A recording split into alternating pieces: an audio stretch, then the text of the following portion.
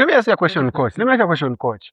In the next 5 years, of Manchester United, because when this is what I think. When you see, like, for example, the players that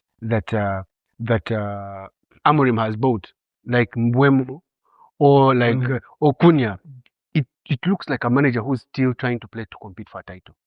So there are two things. In the next 5 years, should Manchester United rebuild to compete or rebuild to just rebuild?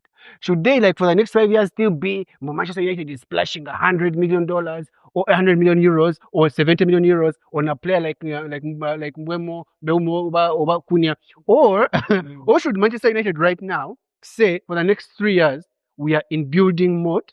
We are going to look for young people in the academies, boys who are 18, boys who are 19. Sort of like same thing that has happened at Arsenal. A lot of us, by the people don't understand that a person like Saka has been playing for Arsenal for how many seasons? Man, he's going to 7 years at that place. Yeah. And you can see they are ripe now.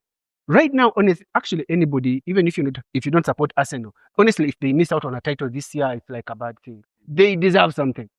So should Man U, because let me tell you something. This thing of saying that Man U, okay, you see, think of an example of a road.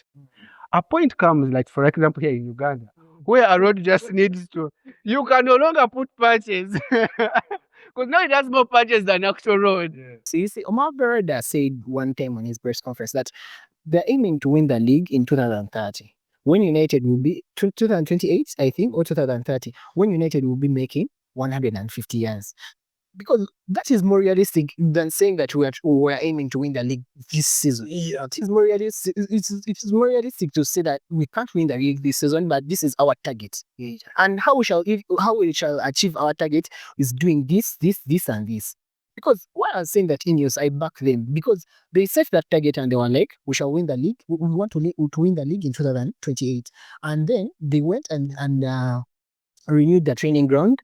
They made a state-of-art training. And then their recruitment strategy has been brilliant. I think Ineos has made one of the smartest signings that United has made in I think, in the last 10 years, apart from Bruno Fernandes. Because they brought in Delete. I think Delete is solid. He's a good performer. They brought in Mazarawi. Then they brought in young people like Lenio. He was, I think, he was 18. He was like 18. Bobo was like 19. Very many players. I mean, Obi, Chido. You sound like you actually don't have a problem with the players. Yeah, so their recruitment strategy has been smart to me. Other than, and even the big money signings that they've made, like Mbeumo, I can ask you for like two players that were better than Mbeumo last season, and he has 20 goals last season.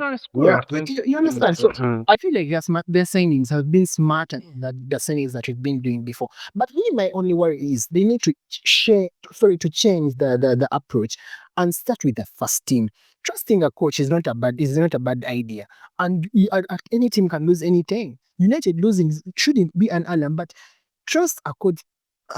Trust a coach that has shown you that he can at least build something. You understand? We would have trusted Amorim if he was losing games here and there, but then he was winning those. You see some improvement. Yes, he's not showing you that he's a coach to trust.